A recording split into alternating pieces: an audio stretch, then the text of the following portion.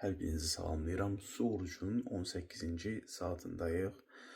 Dünən gecə hardasa saat 11-12 radələrində bərk aclıq gəlmişdi, amma bunu su ilə keçişdirdim. Təxminən 1 litr yarım, 2 litrə qədər gecə su içdim və yatdım.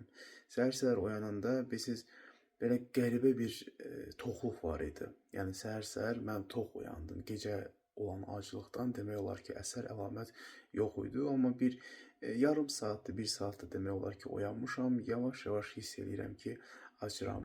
Su orucunun ilk səhər yeməyini eləyirik. Hələ ki dözülməz bir şey yoxdur. Yəni 18 saatlıq aclığa düşünürəm ki, dözmək olar.